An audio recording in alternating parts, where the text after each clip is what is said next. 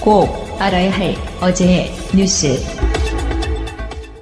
이국종 교수가 청와대를 찾았습니다. 문재인 대통령이 JSA에서 귀순 북한군 병사를 구조해낸 장병들과 함께 초청해 격려한 겁니다. 빠르게 북한 병사를 후송함으로써 목숨을 구할 수 있게 해주었습니다. 이국종 교수님은 북한군 그렇게 많은 중상을 입었는데도 목숨을 구하는 아주 기적 같은 일을 해내셨습니다. 3호 주얼리호 석혜균 선장을 구한 공로로 명예 해군 수령이 된 이 교수는 제복 차림으로 참석해 눈길을 끌었습니다. 저희 모두는 한때 현역 군인이었고 그리고 앞으로도 이 사시가 발생하면 다 군인일 겁니다. 문 대통령은 이 자리에서 외상센터가 환자의 정신적 트라우마까지 치료할 수 있도록 시스템을 갖추라고 지시하기도 했습니다. 이런 가운데 국회에서는 오늘 내년도 권역외상센터 지원 예산을 612억 원으로 늘리는 데 여야가 합의했습니다. 보건복지부가 제출한 예산안 액수보다 212억 원이 오히려 늘어난 액수입니다. 당초 복지부는 올해보다 39억 원을 줄여 예산을 신청했지만 여야가 외상센터 관련 여론을 의식해 대규모 증액에 합의한 겁니다. 검찰이 오늘 서울 논현동의 인테리어 건설업체 A사를 압수수색했습니다. 2010년 원세훈 전 국정원장이 사적으로 사용한 펜트하우스의 개조 공사를 담당한 업체입니다. 검찰은 당시 회계장부와 컴퓨터 하드디스크, 관련자들의 휴대전화 등을 확보했습니다. A사가 국정원에서 공사 비용으로 받은 돈은 10억 원입니다. 바닥과 벽지, 타일 등 내장재와 가구 등이 최고급으로 꾸며졌고 1층부터 18층까지 한 번에 갈 수 있는 엘리베이터도 새로 설치됐습니다. 검찰은 최근 원 전 원장이 A사를 지목해서 계약하도록 지시했다는 진술을 확보했습니다. 18층 823제곱미터 펜트하우스 수리공사 과정 대부분은 원 전 원장의 부인 이모 씨가 일일이 관여한 것으로도 조사됐습니다. 검찰은 조만간 A사 대표를 소환해 펜트하우스 공사를 하게 된 배경에 대해 조사할 방침입니다. 홈앤쇼핑 재무팀 A씨의 인사기록입니다.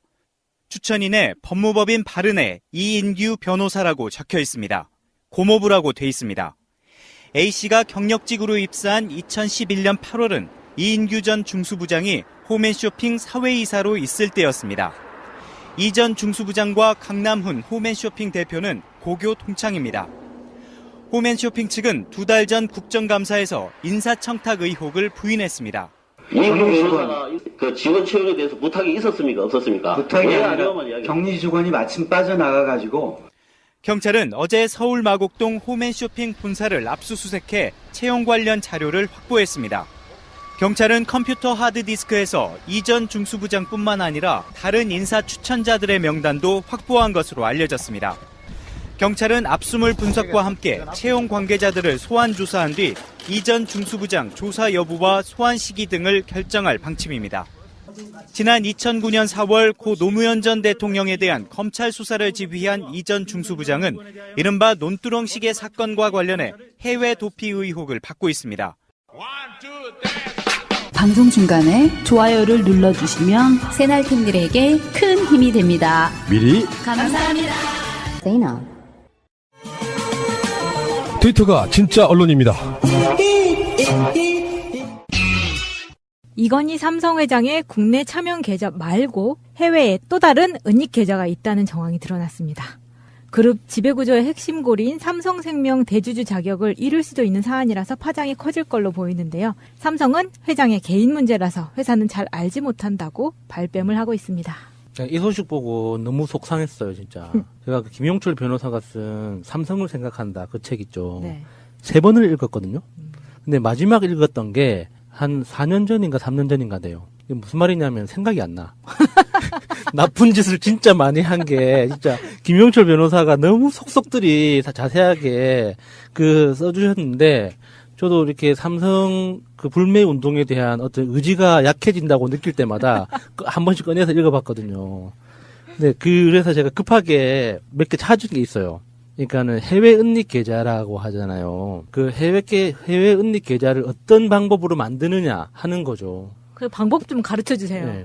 그게 그러니까 해외 지사 정도를 만들 수 있는 자금력은 있어야 돼요. 아하. 그러니까 그 허수로 수출을 하는 거죠. 거기서부터 안 되겠네. 보통 삼성은 백색 가전이 유명하잖아요. 네. 그리고 휴대폰도 유명하고. 근데 휴대폰은 해외에서 생산해서 해외에서 바로 팔거든요. 우리나라에서 판매하는 것만 우리나라에서 생산해서 파는 거지. 글로벌 판매하는 건 다 그 해외에서 판매해서 바로 팔아요. 근데 그러니까 거기서는 비자금 만들기가 힘들어. 근데 백색 가전은 우리나라에서 만들어 가지고 직접 수출을 하잖아요.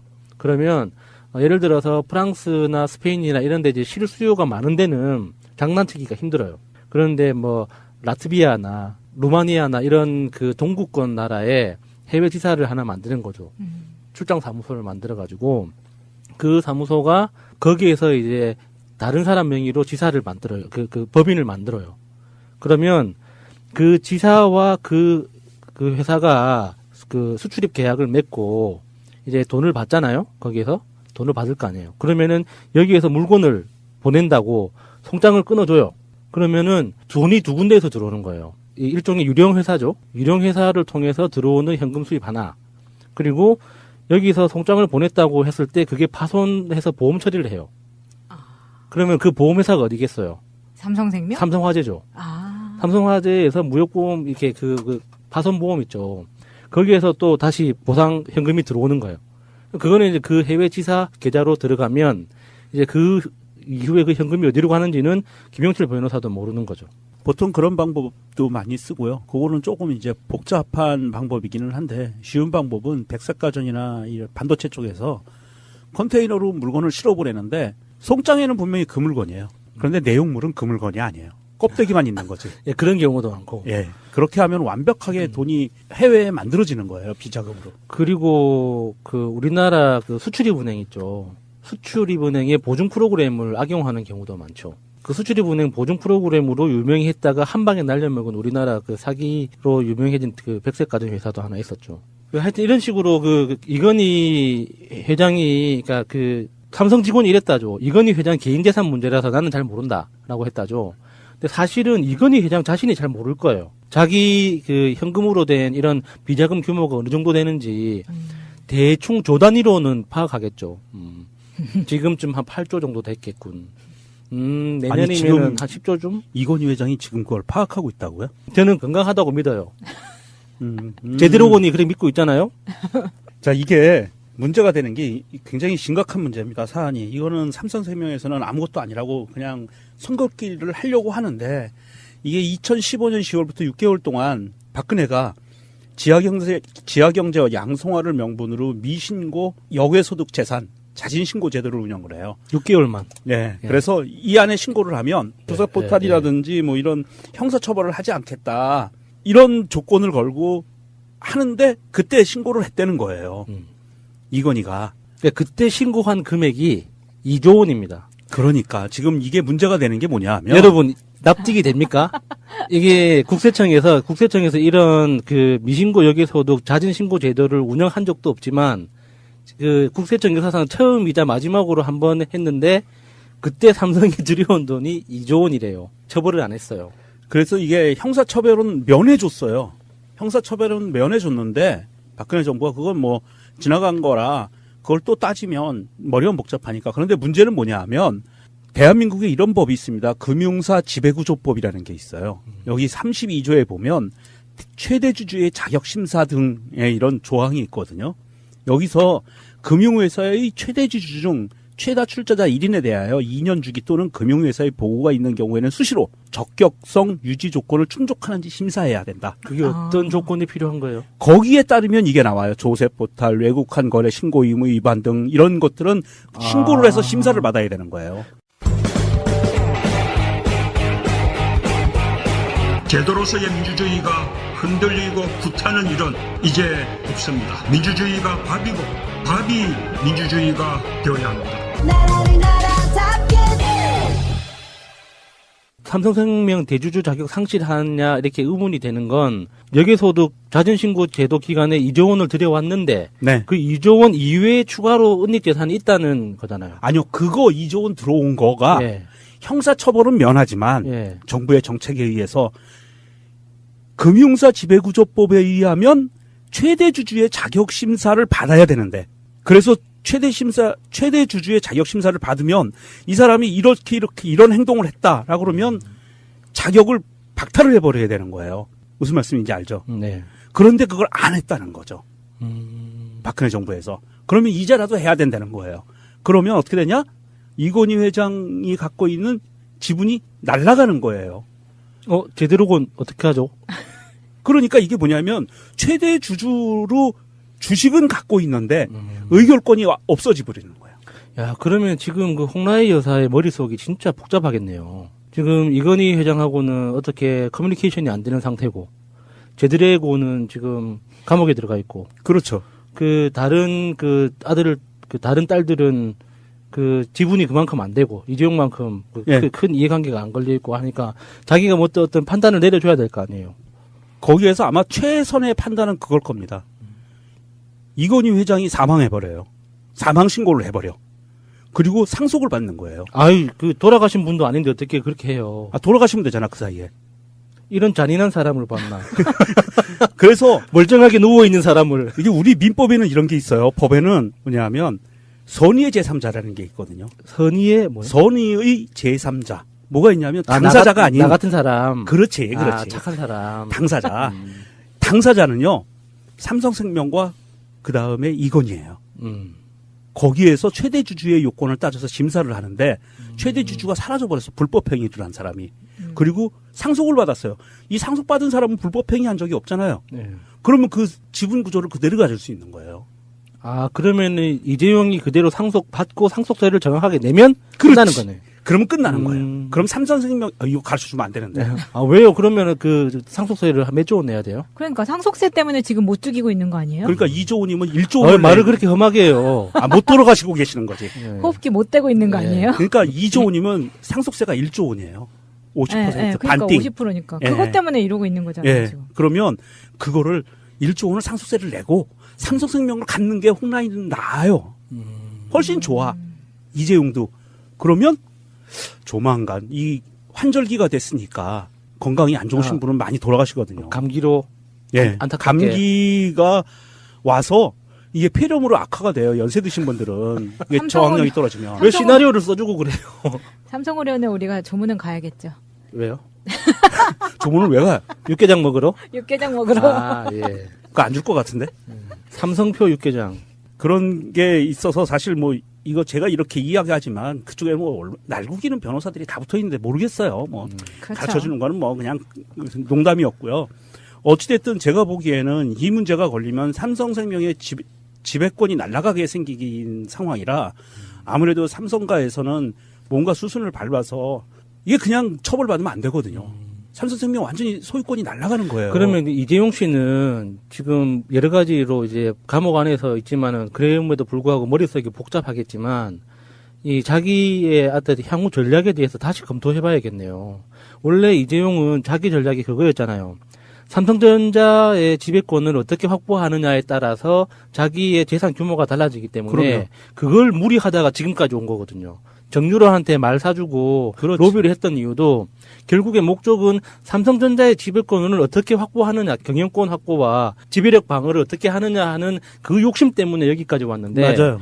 지금 삼성생명 때문에 지금 그 중간 연결고리가 굉장히 심각하게 훼손될 위기에 있단 말이죠. 네. 그러면 어차피 삼성전자에 대한 지배력을 확보한다는 건 어려워졌어요, 현실적으로. 그러면 어쨌거라도 그걸 포기할 수는 없잖아요. 그렇다고 삼성전자를 못 먹기 때문에 나머지 것도 다 버릴 수는 없는 거잖아. 그러면은 지금 여기서 자기가 어디까지 협조해서 어디까지 내 재산을 지킬지에 대해서 이재용이 똑바로 생각을 해야겠네요. 이재용 씨가 과연 뭐 모르겠어요. 이게 똑똑한 사람이니까. 이거는 법률적인 문제가 아니라 진짜 본질적으로 어디까지가 내 것인가에 대한 철학적 고민을 해야 되는 거예요. 해야 되죠. 예. 근데 그렇게 철학적 고민을 할 수 있는 집안은 아니라고 보고요. 제가 보기에는 이재용이 그나마 좀 살만한 거는 그냥 1조 원 세금 내고요. 상속세. 그리고 적폐에 대한 이 박근혜와 관련된 모든 건 그냥 털어내고 다 불어요. 100% 그냥 불어내버리고 그리고 좀 편안하게 사는 게 좋잖아요. 그런데 이재용은 그렇게 안 하겠죠. 1조를 세금을 내느니 9천억으로 변호사비가 들어가더라도 그렇게 해서 그렇죠. 끝까지 그 지키려고 할 사람들은 거예요. 자존심의 문제이기 네, 때문에 네. 그러니까 졌다는 걸 인정하기 싫어하는 사람들이잖아요. 그 변호사비를 그렇게 들여서 그렇게 한다. 그러니까 변호사들이 변호사만 만든 거야. 변호사만 논하는 거지 뭐. 그러니까 변호사가 매 맞잖아요. 똑바로 안 한다고. 매 좀 맞으면 어때요? 매 9천억이라는데. 매 맞고도 할 말을 못 하죠. 그러게. 그러면 자연스럽게 이재용의 이슈로 넘어가 보도록 하겠습니다. 안봉근 전 청와대 비서관이 박근혜 전 대통령과 이재용 삼성전자 부회장이 2014년 9월 12일에도 청와대 안가에서 독대를 했다고 진술을 했는데요. 저는 그 마차님이 방금 말씀하신 박근혜 전 대통령이라는 발언에 대해 규탄합니다. 그럼 뭐라고 해야 되나요? 박근혜 씨라고 해주세요. 503이라고 하려다가 저의 사회적 지위와 미모를 생각했을 때 좀 자제했더니 네, 박근혜 씨와 사실은 이 부회장이 원래는 9월 12일에 만났다는 이 기록은 아예 처음에는 없었어요. 처음에는 2014년 9월 15일과 2015년 7월 25일 그리고 2016년 2월 15일 이렇게 총 3차례 독대를 한 것으로 인정이 되어 왔었는데 여기까지가 1심 판결이고요. 그랬는데 여기에서 안봉근이 2014년 9월 12일에도 한 번 더 독대를 했다라는 진술이 나옴으로써 삼성 측에 불리한 증거가 돼버린 거죠. 이전에 다뤘던 차명 해외 은닉 계좌 있죠. 네. 이걸 우리나라로 들여오는 이 과정과 지금 안봉근 씨가 다시 진술해가지고 이재용이 박근혜하고 독대한 횟수가 훨씬 더 많다 했던 그 기간하고 겹쳐요. 이게 무슨 뜻이냐면 처음에 삼성물산하고 제일모직하고 합병을 추진할 때 그 나돌았던 가장 큰 소문이 뭐냐면 현금이 부족하다는 거였어요. 이재용이 확보하고 있는 현금과 이부진이 확보하고 있는 현금, 홍라이 현금 다 합쳐도 그 당시 그 해외 펀드가 이렇게 공격적으로 그 합병을 반대했던 엘리엇 펀드가 있었잖아요. 네. 그 엘리엇 펀드를 무마시키기 위해 필요한 현금이 부족하다고 했었어요.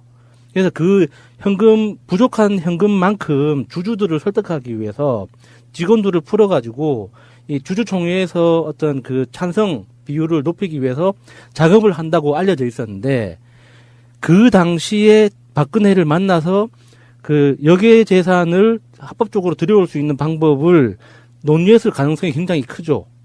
부족한 현금분만큼. 그래서 더 의심이 가는 거예요. 그러니까 그 2조 원이 그 여기에 그 해외 은닉 재산의 전부가 아닐 거라는 거예요. 그 당시에 필요한 만큼이 거기였다는 거지. 2조 원이었다는 거죠. 그러니까 그게 날짜가 그렇게 딱 겹치니까 이 사람들이 정말 가깝게 지냈구나. 그런 국세청 역사상 없었던 전무후무했던 그 탈세를 눈 감아주는 그 제도 자체를 만들어낼 만큼 가까웠구나. 그리고 자세하게 얘기했구나라고 의심을 할 수밖에 없는 거예요. 사실 그동안 이재용 변호사 측에서는, 변호인단 측에서는 이재용과 더불어서 14년 9월 12일 독대는 없었다라는 입장이었고요. 15일 날 창조경제혁신센터에 가서 만났다. 독대를 그때 했다라고 이야기를 하는데 12일 날 그 창조경제혁신센터 15일 날 가기 전에 3일 전에 만났다는 거잖아요. 그리고 이 3일 전에 만난 내용들이 보면 안봉근이 진술한 거에 의하면 그 안에서 이제 뭐 삼성에 대한 지원 방안 이런 것들이 세밀하게 논의가 됐다는 거예요. 그때 그리고 제일모직 합병권이죠. 그러니까 삼성 제일모직 합병권에서 이미 국민연금관리공단이 손을 들어줘서 이긴 거잖아요. 국민연금관리공단이 지금 뭐 그 이사장이 구속돼서 지금 형을 살고 있지만 박근혜가 그 말과 말 두 마리 이렇게 기타 등등 이 정도로 갖고 이렇게 해줬을까요? 저는 아니라고 봐요. 사실은 아까 마차님하고 야수님이 얘기한 것처럼 1조 원을 세금 내는 이 9천억을 변호사를 내겠다. 나는 이 사람들이 몇 천억을 박근혜를 줬을 거라고 봐요. 최순실을 줬던 박근혜를 줬던 어딘가로 이거를 그렇게 하고 2조 원을 들여오지 않으면 이게 정부에서 뭐가 이쁘다고 봐줘요. 그러니까 이게 이재용이 정말 철저하게 거짓말을 하고 있다는 게 표시가 나는 거예요.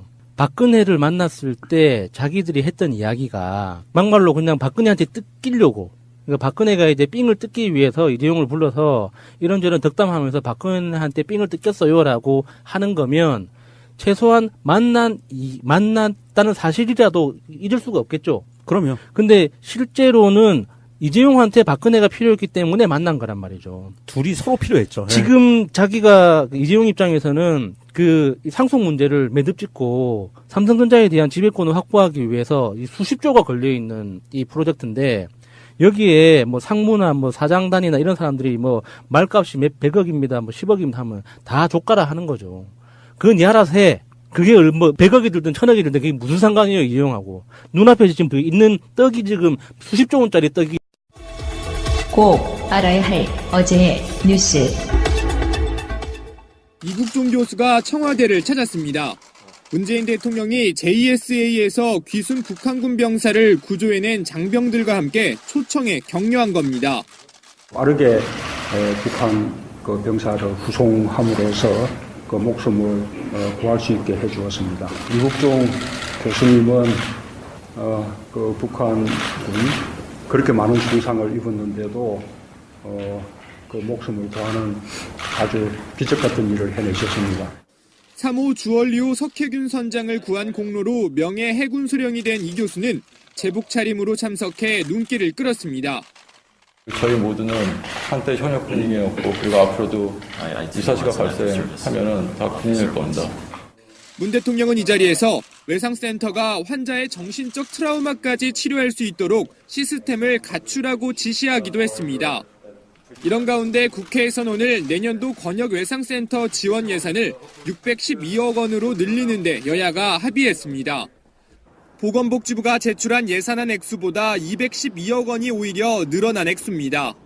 당초 복지부는 올해보다 39억 원을 줄여 예산을 신청했지만 여야가 외상센터 관련 여론을 의식해 대규모 증액에 합의한 겁니다.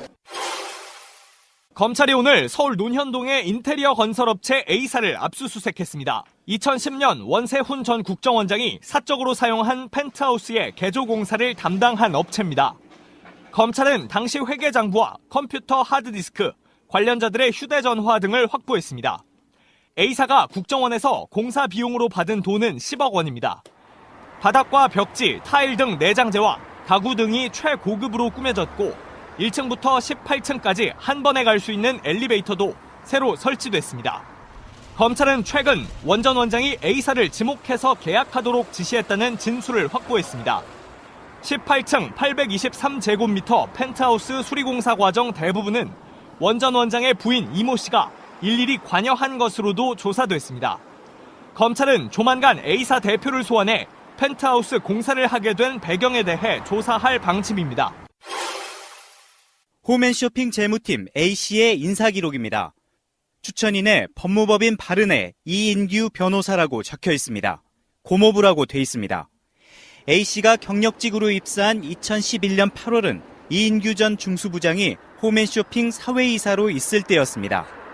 이 전 중수부장과 강남훈 홈앤쇼핑 대표는 고교 동창입니다. 홈앤쇼핑 측은 2달 전 국정감사에서 인사청탁 의혹을 부인했습니다. 이인규 변호사가 그 직원 채용에 대해서 부탁이 있었습니까? 없었습니까? 부탁이 아니라 격리 직원이 마침 빠져나가가지고. 경찰은 어제 서울 마곡동 홈앤쇼핑 본사를 압수수색해 채용 관련 자료를 확보했습니다. 경찰은 컴퓨터 하드디스크에서 이 전 중수부장뿐만 아니라 다른 인사 추천자들의 명단도 확보한 것으로 알려졌습니다. 경찰은 압수물 분석과 함께 채용 관계자들을 소환 조사한 뒤 이 전 중수부장 조사 여부와 소환 시기 등을 결정할 방침입니다. 지난 2009년 4월 고 노무현 전 대통령에 대한 검찰 수사를 지휘한 이 전 중수부장은 이른바 논두렁시계 사건과 관련해 해외 도피 의혹을 받고 있습니다.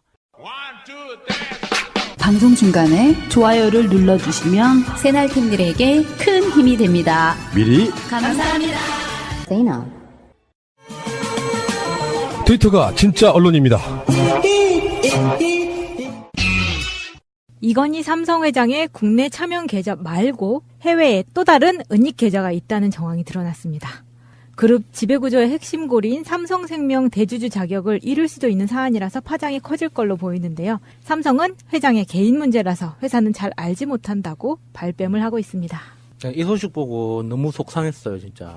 제가 그 김용철 변호사가 잔인하다.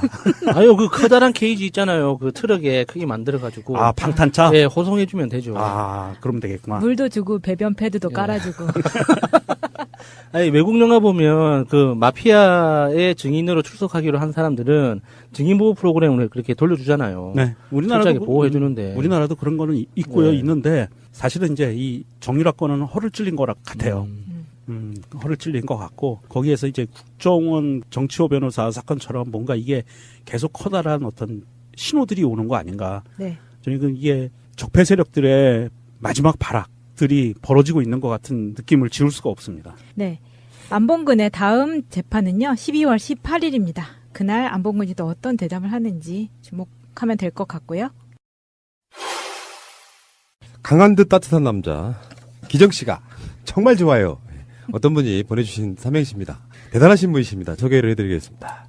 강기정 현 의원 같은 전 의원 나오셨습니다. 어서 오시고요. 안녕하세요. 그리고 오늘 특별히 강기정 전 의원의 호위무사 강한 여자 김현 더불어민주당 대변인님. 안녕하세요. 더불어민주당 대변인 김현입니다. 그리고 오늘 잠시 그 자리를 내놓고 있는 우리 마차님도. 안녕하세요. 영광입니다. 마차입니다. 네, 어서 오시고요. 마담 차우치 준말이고요. 프랑스가 지역 기반이에요. 프랑스. 진짜요? 예. 왔다 갔다 하죠. 프랑스 남자가 지금 그 프랑스에서 결혼한 남편이 있습니다. 아, 그래요? 예. 강 의원님 응원하신다고. 네. 새날에 이제 터줏대감이신 김현 대변인께서 네. 응원차 나오셨다가 지금 이게 제가 못 가게 잡았습니다. 사실은 제가 지난 일요일 날 광주 무등산 포럼 발족식에 가느냐고 예. 시간 계산을 잘못해서 출연을 못해서 일주일 내내 지금 그랬어요. 그래가지고 오늘 겸사겸사. 저희는 일요일 날 하죠? 예. 네. 무등산 포럼이 뭐길래. 무등산 포럼을 가려고 그 전날 사실은 무등산 포럼 발족식에 원래 추미애 대표가 참석키로 했다가 미국의 무리한 일정, 그 다음날 포항 다녀와가지고 몸이 정말 힘들어가지고 원래 광주로 가기로 했었다가 일정을 취소했어요. 그러니 제가 얼마나 강기정 의원한테 닦였겠습니까? 생각을 해보십시오, 푸나님. 그러니까 정신이 반은 나갔는데 또 그 토요일 날 김장을 했어요. 그러니까 정신이 이제 반 나갔다가 외출을 온전하게 하니까 다음날 분명히 일찍 일어났어. 일찍 일어나가지고 내가 오늘 10시에 광주 가는 기차를 타야 되니까 그 전에 이제 출연해서 방송해야지. 그러면 10시에 서울역에 가야지. 이 생각만 한 거예요. 그러니까 중간이 완전히 이렇게 드러났다가 온 거예요. 제가 근데 이제 우리 대변인님 좀 실드를 쳐드리면 여기 출연하는 모든 정치인 중에 약속 시간 포함 방송에 대한 열의 이런 게 가장 높으신 분이세요. 네, 그렇죠. 그러니까 얼마나 미안하셨겠어요. 깜짝 놀랐어요. 이제 그런 실드는 본 방송에 하셔도 되고요. 네. 문제는 무등산 포럼인데 지금 그 무등산 포럼도 그때 그 영상을 봤거든요. 깜짝 놀란 게요. 저도 안 가봤는데 김대중 컨벤션 센터라고 광주에 굉장히 큰 홀 뭐 이런 게 있어요. 송정역에서 시내 쪽으로 들어오는 중간에 있는 거죠. 그렇죠. 송정역에서 한 10분 거리 네. 있습니다. 근데 거기가 엄청나게 크더만요. 영상으로 보니까 12,000석을 꽉 채웠더라고요. 거의 아이돌 콘서트 같은 네. 분위기던데요? 숫자가 모이는 12,000명의 숫자도 숫자 있지만은 결과적으로 그날 강추 토크, 강기정의 강, 추미애의 추, 강추 토크를 이제 김미화 사이로 하기로 했는데 앞서 말씀드렸듯이 추미애 대표가 무리한 일정으로 못 오시게 됐어요. 그래서 라이브 이원 생중계 토크로 갔는데 오히려 거의 너무 집중됐고 할 이야기 다 하고 추 대표님 다 얘기할 수 있어서 좋았다. 그래서 새로운 또 다른 토크 문화였다. 이렇게 지금 평가받고 소문이 자자합니다. 그러니까 그때 실검에 올랐었죠. 네. 무등산 포럼이. 네, 뉴스토픽에도 실검 막 올라왔고. 그래서 지금 네. 그러니까 제가 금요일 날 아침에 회의에 갔는데 우리 그 정무조정실장인 강희용 실장이 얼굴이 낯빛이 하얘져가지고 제가 이제 이랬거든요. 이제 회의 끝나고 추 대표한테 어떤 내용을 물어봐야 되냐 김미화 선생님이 그걸 이제 강희용 실장한테 얘기를 딱 꺼내니까 강 실장이 얼굴이 같은 강 씨잖아요. 강 씨끼리 끈끈한 게 있거든요. 강희용 실장이 거기 지금 실장하세요? 예, 예. 그분. 잘 아시죠, 부장님? 예. 근데 그러면서 딱 하니까 도저히 못 갈 것 같다고 어제 밤 11시에 대표님이 강 실장한테 전화를 해서 하여간 취소를 하라고 그랬대요. 그래서 내가 큰일 난 거지 않습니까? 난리가 난 거잖아요.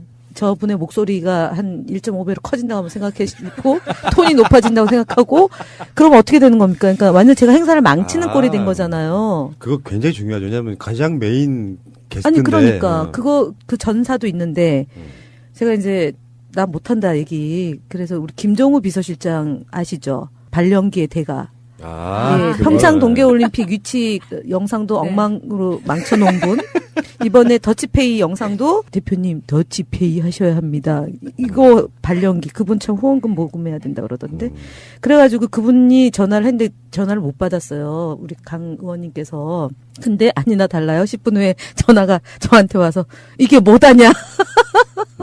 그래가지고 한 2시간을 곰곰이 고민하시더니만 이제 이원 생중계로 하는 방식으로 하자. 그래가지고 제가 사실은 11시부터 그때가 이제 본회의에 사회적 참사법이 처리되던 날이었거든요. 그래가지고 대표님이 본회의장에 계시니까 2시간 동안 꼼짝없이 제가 기다렸다가 점심을 같이 먹으면서 강기정 의원, 대표님은 허리가 지금 아파서 움직이지 못하지만 강기정 의원은 목이 빠져라 계십니다, 지금. 대표님이 이원 생중계 오케이 할 때 기다리고 계십니다. 그래가지고 허락받고 이제 진행한 거죠. 저는 그날 강추 토크를 라이브 생중계, 이원 생중계로 진행하는 것을 제 스스로 참여해 보면서요. 뭐 저도 게스트였으니까. 근데 우리 시대가 지금 바뀌었잖아요. 이제 기술의 발전, 그래서 4차 산업혁명, 혁명의 문턱에 지금 들어서 있고 이미 혁명으로 전환되고 있는데 우리 정치 문화도 좀 바뀌었으면 좋겠다. 제가 그날 라이브 이원 생중계 토크를 해보면서 앞으로 우리 당의 대표 또는 주요 인사들이 전국을 다니면서 직접 다니면서 하는 오프상에서 축사도 있어야 되겠지만은 이런 식으로 온라인 SNS나 온라인상으로 축사 이런 거 많이 고민해야 되겠다. 아니 그래서 지금 최민희 의원님이 저희 당 디지털 소통위원장이잖아요. 네. 그거 안 보셨구나. 네. 요즘에 그 메일 안 갑니까? 당에서? 어디를요? 아니 당에서 조직에서 잘렸나요? 이상한 디스. 제가 이런 거 잘합니다. 거기에 그 디지털 소통위원회가 더 민주 온 정당화 이래가지고요. 당대표와 전국 시도당 및 지역위원회가 온라인으로 직접 소통함으로써 조직 동원하는 오프라인 행사 틀을 깬다. 추미애 대표와 최민희 디지털 소통위원장 당원들의 목소리 경청하는 듣는 정당 비전 발표한다. 그래가지고 4일날 12월 4일 오후 7시에요. 페이브 북코리아 역삼동 스튜디오에서 더민주 온 정모 행사를 진행한대요. 강기정 의원이 연락 안 갔습니까? 강기정 의원 저작권인데요. 저도 왔는데 아마 일정이 보좌진들이 받았겠죠. 굉장히 심각하게 받으신데. 12월 4일이면 그날 저기 방송 출연한 날이면 서울에 오시잖아요. 예. 일정 된다고 저녁입니까? 얘기할게요. 네네. 7시. 그런데 아무튼 더 민주 온 정당 좋은데요. 사실은 문화를 좀 바꿔야 될 것 같아요. 정당 문화를. 지금 최재성 정당발전위원장이 이제 여러 가지 좋은 안을 제시를 하던데 어려워요. 아직 높아요. 당대표도 높고 어렵고 만나기도 어렵고. 그래서 그런 문화를 온 정당을 통해서 잘 바꿔주면 좋겠다. 강기정이 아마 등소평보다는 조금 더 클 것 같습니다. 오늘 조금 있다 하는 이 행사의 주된 행사가 강기정 추미애의 강추 토크입니다. 이게 무슨 뜻인지 아세요? 강추한다! 뭐를 강추한지는 아시겠죠? 의협심이 강한 강기정, 눈물도 많은 강기정. 그 강기정이 이제 불평등한 대한민국을 평등한 대한민국으로 만들기 위해서, 그리고 모두가 함께 살 수 있는 공정한 대한민국, 함께하는 광주시를 만들기 위해서 나서겠다고 합니다. 문재인과 함께 하겠다고 합니다. 모두 함께 해주시면 고맙겠습니다. 심재철 씨 국회 부의장이죠. 자유한국당 몫의 국회 부의장인 심재철 씨의 최근에 그 적폐청산이라든지 개혁 작업을 내란죄라고 했다는 그런 부분 고소당하시기도 하셨고요. 이번 더불어민주당 내에서는 굉장히 분위기가 격앙돼 있더라고요.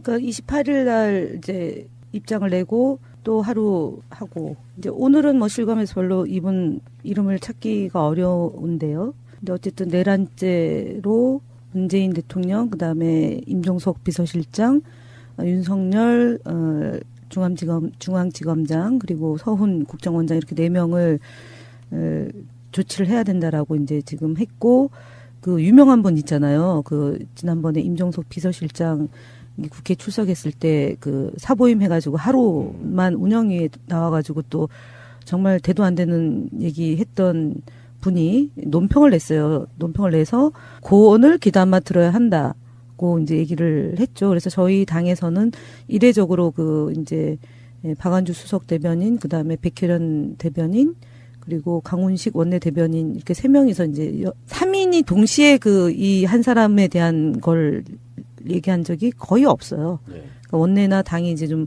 할 경우는 있는데 어쨌든 그렇게 해서 국회 부의장직을 사퇴하고 어제는 원내대표단 회의 때 출당 조치를 해야 된다고까지 강경하게 얘기를 했어요. 근데 이제 제가 강기정 의원님이 지난번에 왜 그 경위 사건 얘기했었잖아요. 네.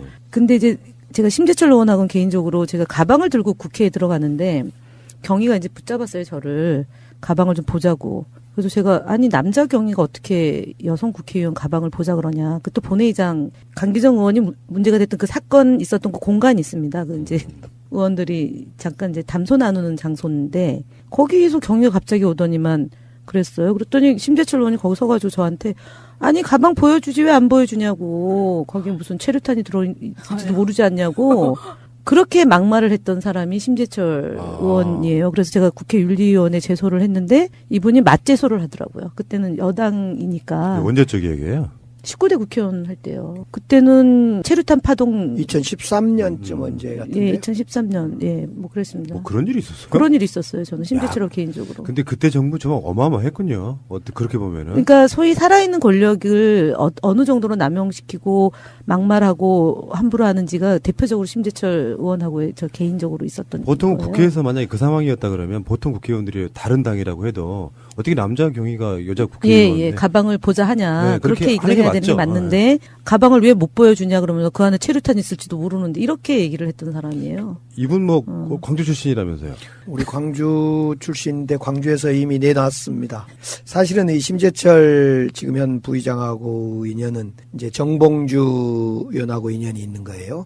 2007년 BBK 특별법 할 때 그때 이제 저 정봉주 의원, 한병도 지금 정무수석 등등이 이제 BBK 특별법 추진을 하는 과정에서 이 심재철 부의장이 당시에 심재철 부의장이 몸이 불편해서 지팡이를 짚고 의지하고 지냈는데요. 그 지팡이로 정봉주 의원 눈 가운데 정수리를 내리 찍어서 당시에 큰 문제가 될 뻔했었습니다. 근데 왜 될 뻔합니까? 그때 놔뒀으니까 그때 이런 일이 이제 벌어지잖아요. 정봉주 의원이 그냥 그 동료 의원이고 그래서 양해를 한 거죠. 특히 지팡이가 뭐 무기였는데 짚고 다니는 지팡이여서 그냥 봐줬던 거죠, 그때는. 이분 좀 치료가 필요하신 분 아니세요? 뿐만 아니라 우리 광주의 아시아 문화전당 관련된 예산 등 광주 예산을 심의할 때 특히 너무 그 의사를 분명히 반대 의사를 많이 펼치기도 하고 그래서 우리 광주의 출신 의원임에도 불구하고 광주의 고향인 의원임에도 불구하고 매우 불편한 의원님이시기도 합니다, 사실은. 이분이 그 우리한테는 이제 서울역 회군으로 유명하신 분이잖아요. 그러죠. 80년 5월 5.18이랑 연관이 있죠. 예. 심재철 당시에 민주화 운동을 했던 분이고 더더욱 그래서 어려운 것이 민주화 운동을 했던 분이라서 많은 그런 부분에 기대를 하고 했는데 오히려 더 어떤 민주주의라든가 또 오늘 내란죄도 국가 정체성을 위태롭게 한다. 그래서 내란죄로 고발을 하는데 이 국가의 정체성을 세우고자 하는 것이 지금 문재인 정부이고 또 우리 민주당 여당인데요. 또 어찌된지 일인지 자꾸 심재철 우리 부의장은 과거에도 보면 그 큰 대세와 반대로 늘 거스르는 연어처럼 연어는 좋은 건가요? 연어는 갔다 오는 건데. 갔다 오는 거고 여기는 돌아오지를 않는 연어가 됐어요. 심재철 부의장 이분이 광주 1고 출신이거든요.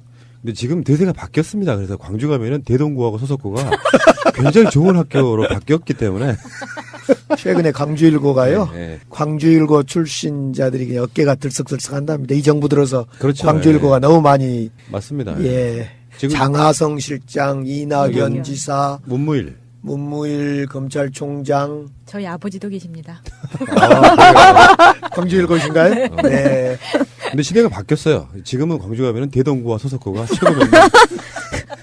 그 동의를 왜 안 하지? 좀 동의 좀 해주세요. 아니, 의원님하고 둘이만 아는 얘기예요. 아니, 네. 제 2회 다 들었어요. 그랬더니 뭐 그러셨어요? 집안잔치 두 분이 하고 계시더라고. 서석구 나온 푸나님과 대동고 나온 강기정 의원이 형님 아우 하면서 막 무슨 학연, 혈연, 지연을 협파하자라는 새가 날아든다 해서 정말 지연 방송을 하고 있더라고요. 내년에 큰 뜻을 갖고 있기 때문에 특정 학교를 편드는 발언을 자제하겠습니다. 그렇지.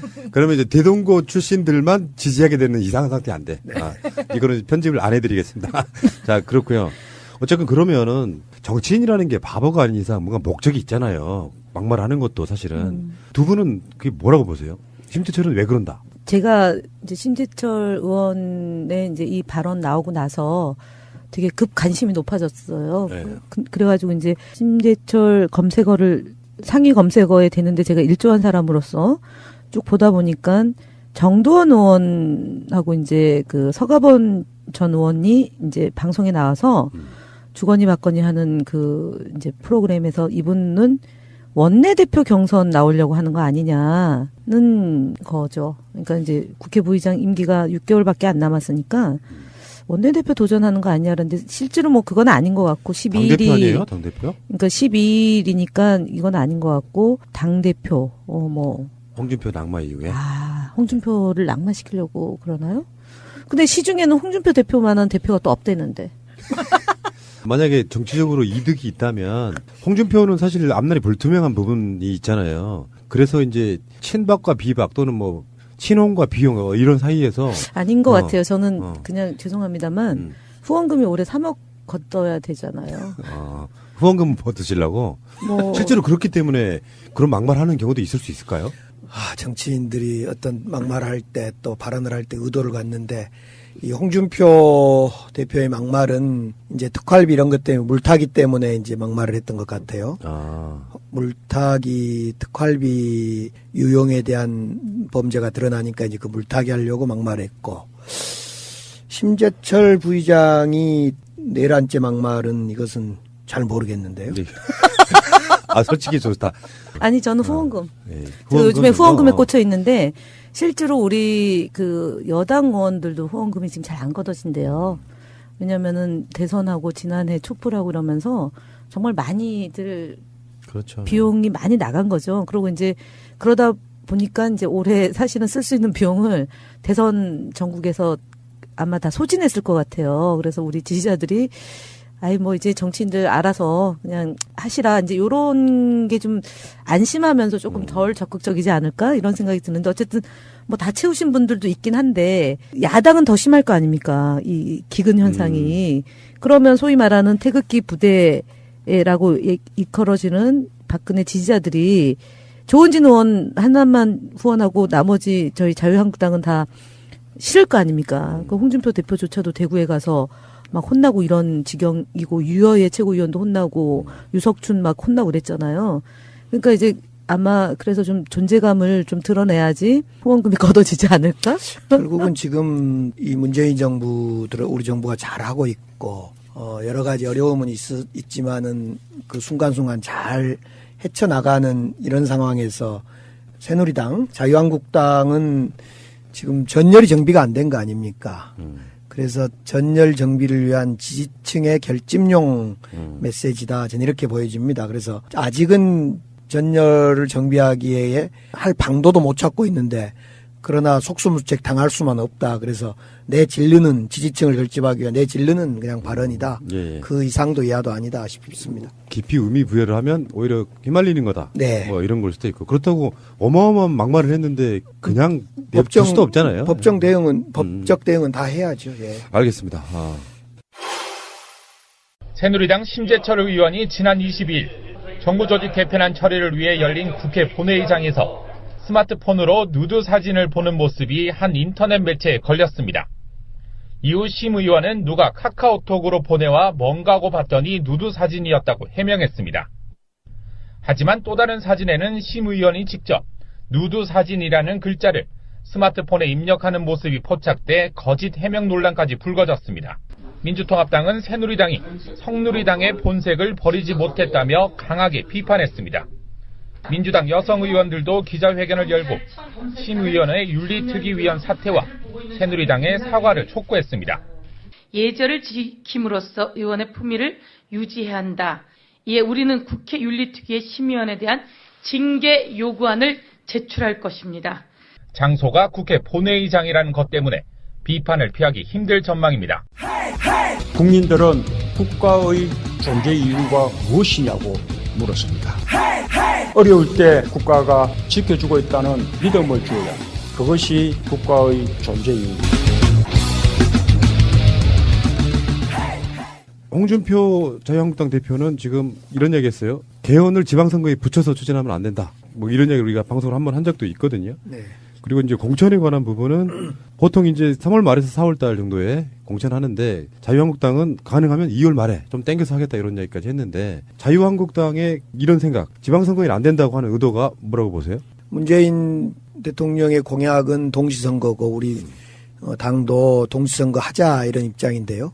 야당 입장에서 특히 홍준표 자유한국당 입장에서는 개헌을 동시에 선거를 하면 투표율도 올라갈 거고 결국 선거에 불리할 거다. 오히려 그런 정치적 계산이 아닌가 싶습니다. 문제는 지금은 저는 개헌을 지방선거와 동시에 할 거냐 말 거냐도 논의해야 되지만은 우선 그것보다 먼저 개헌안 내용에 대해서 빨리 국회에서 합의안을 도출해내야 된다고 생각합니다. 네. 지금 우리 강 의원님은 마음이 급해요. 왜냐하면 헌법에 지방 분권이 확실하게 못이 박히고 지방정부라고 부를 수 있어야 되잖아요. 네. 권력 구조 말고 그것만이라도 넣어서 개헌할 수 있는 건데 정치인들은 지금 권력 구조 개편에만 지금 혈안이 돼 있는 거 아니에요. 일부는. 저는 이제 기본권도 있고 권력 구조 개편도 있고 그런데 저는 지방 재정권이 확보된 자치 분권형 개헌 저는 이거에 관심이 제일 많고요. 예. 홍준표 대표처럼 이걸 지방선거와 동시에 하지 않으려면 미리 하면 되겠네요. 개헌을 미리 땡겨서. 근데 이 개헌이라고 하는 게 여야가 단일된 안을 만들어가지고 국민들한테 찬성이냐 반대냐를 묻는 거라서 여야가 합의를 만드는 것도 굉장히 어려운 과정이겠어요. 그렇습니다. 네. 지금 3분의 2 동의, 즉 국회의원 300명 중에 200명의 동의가 필요한 사안이기 때문에 반드시 이 자유한국당의 사실상 협조가 이건 필수적입니다. 그래서 어떻든 그렇기 때문에 저는 지금 동시선거냐 아니냐 문제를 잠시 좀 접어두고 내용의 합의를 좀 빨리 가져가는 것이 좋겠다. 내년 지방선거 때 개헌이 가능하시겠습니까? 안 하겠습니까? 지금 흐름상 지금 속도나 이런 걸로 볼 때는 상당히 어려울 것 같아요. 네. 우리 대변인님은요? 내년 6월 달에 개헌이 가능하라고 보세요? 최소한이라도 해야죠. 최소한 하려면 개헌 자체가 하나를 뜯어 고쳐도 개헌이니까 요거를 전문이라도 고쳐야죠. 5.18 정신을 넣어야죠. 그렇게 될까요? 그러면은 지금 여기 공천 이야기도 나왔거든요. 보통 이제 6월 달에 선거가 있으면 3월 말에서 4월 정도에서 한 2달 정도 여유 주고 공천을 하는 거잖아요. 근데 지금 좀 더 땡겨서 하겠다는 건데 그럼 더불어민주당은 뭐 이런 이야기가 나올 수 있거든요. 공천 문제는 이제 당에서 당헌 당규대로 잘 하시면 되는데요. 지금 홍준표 의원이 2월 말까지 한다. 이것이 합리적일 수 있다고 봅니다.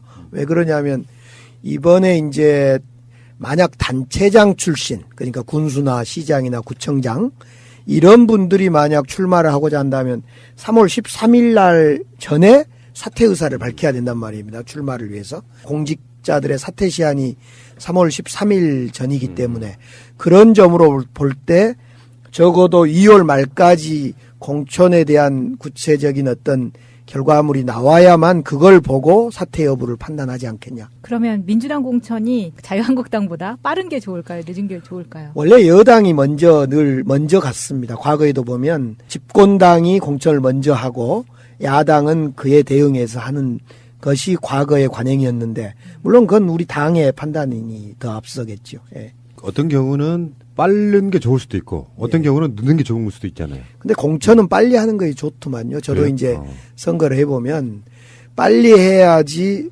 본선 대비를 할 수 있다는 거예요.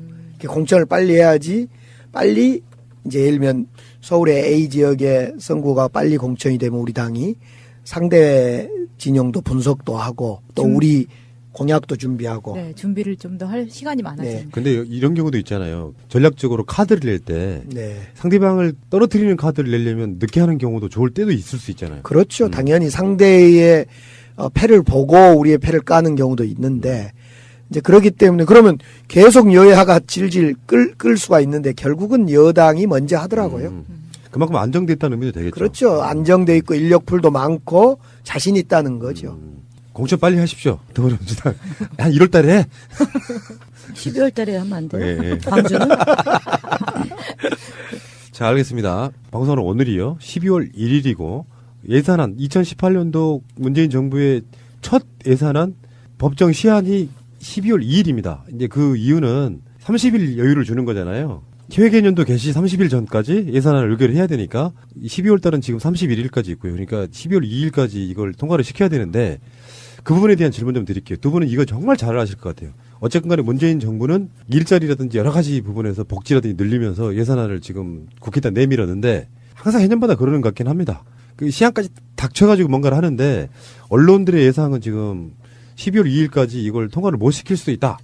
여기에 대한 이야기를 좀 해주셔야 될 것 같아요. 네, 예산이 이제 법정 기한인 12월 2일 날 통과되면 바로 이 예산을 가지고 지방자치단체에서는 또 예산을 짜게 됩니다. 그러면 전국 시도별로 17개 시도별로 예산을 국가 예산에 정부 예산에 기초해서 다시 지자체 예산을 짜고 편성해야 되기 때문에 그리고 나서 이제 집행에 내년 1월 1일부터 집행에 들어가기 때문에 12월 2일 법정 시한을 두고 있습니다. 문제는 지금 시한이 잘 지켜지는 것이 매우 중요하고요. 그런데 더 중요한 것은 국회 예산이라는 것이 여야 합의로 보통 처리되고 날치기가 이제 이명박 정부나 박근혜 정부 때 특히 이명박 정부 때 날치기 많이 했죠. 4대강 예산이나 종편 예산 등 이제 그런 날치기는 우리는 없애야 되고 더불어 이제 직권상정보다 합의를 통한 처리가 중요하겠다 싶어요. 여야가 합의가 안 되면 원래 정부 예산 원안으로 통과시키잖아요. 네. 그러면 여당이 더 좋은 건 아닌가요? 여야 합의로 통과 안 되면 이제 국회의장이 정부안 원안을 통과시키게 됩니다. 근데 통과가 되면 좋은데 네. 지금 현재 우리 의석이 과반 의석을 갖고 있지 못하기 때문에 부결이 되면 더 큰 혼란이 올 거라고 보여집니다. 그런 점에서 이제 과거에 이명박 정부 때는 날치기가 가능했던 것은 과반 의석 이상을 새누리당이 갖고 있기 때문에 가능했는데 지금은 과반 의석이 안 되기 때문에 자칫 정부 원안을 통과시키려다가 부결되면 더 늦어지고 더 어려움이 있지 않을까 싶어집니다. 그리고 이런 점도 있죠. 정부 원안에는 분명히 지역구 SOC 예산 같은 거는 상당히 반영이 안 됐을 거고 네. 쪽지 예산, 카톡 예산에서 집어넣었던 여당 국회의원들 입장에서도 그게 그대로 통과되면 좀 불리한 측면도 있는 거죠. 2012년도 예산 처리할 때 제가 예결위 간사였습니다. 야당 간사. 이제 그때만 하더라도 쪽지 예산 등등이 국회에서 조정된 것이 한 8천억 됩니다. 한 1조 내지는 8천억 정도 됐는데 만약 이번에 이제 여야 합의로 안 되고 정부 예산으로 바로 가면 앞서 말씀드렸듯이 국회에서 조정했던 뭐 쪽지 예산일 수도 있고 그 조정된 예산이 누락되기 때문에 그 개별 의원들의 입장에서는 상당히 좌불안석일 겁니다. 예. 근데 지금은 보면은 이 예산안의 쟁점 중에 대표적인 게 공무원 증원 문제거든요. 예. 사실은 그게 뭐 고급 공무원 이런 게 아니고 현장 일선에서 국민들을 위해 존재해야 될 실무 인력 이런 건데 이걸 지금 핑계 잡아가지고 계속해서 지금 말목적게 하고 있는 거거든요. 지금 공무원 증원 문제하고 최저임금제 네. 관련 예산에 대해서 동의를 못하겠다 이러고 있는 것 같아요. 그런데 이 공무원 증원 문제는 일반 행정직 공무원을 이야기하는 게 아니라 필요 불가결한 특히 초기에는 대통령 후보 공약이 17만 명인데 지금 여기는 이제 그동안 조정되어서 훨씬 그보다 작은 숫자로 알고 있어요. 그래서 그 공무원은 꼭 필요한 뭐 소방직이라든가 복지직이라든가 군인 중에 부하사관 문제 등 이런 꼭 필요한 인력들이기 때문에 이것은 동의하고 합의하는 것이 좋겠다 이런 생각이고요. 이제 최저임금제 문제는 지금 정부가 두 자릿수 이상 16% 이상 최저임금을 인상하면서 30인 미만 기업들에게 4조 원 정도를 지원하겠다. 현금 지원하겠다 이 내용인데 이 역시 꼭 필요한 예산입니다. 문제는 오히려 저는 지역에서 다녀보면 30인 이상 그 기업, 100인 미만 기업, 이들에 대한 지원이 없어서 오히려 더 대책을 세워야 된다, 이런 입장을 많이 호소합니다, 기업인들은. 근데 이 예산안이 만약에 2일까지 처리가 안 되면 어떻게 되는 거예요? 회기가 9일까지거든요. 이번 12월 9일까지니까 6일, 7일, 8일까지도 여야가 합의해서 네. 쟁점을 최소화해가지고 처리를 해야죠. 사실은 앞서 얘기했던 것처럼 공무원 그 증원에 대해서 지금 반대하는데 이게 다 지난 대선에서 공약이었어요, 후보들의.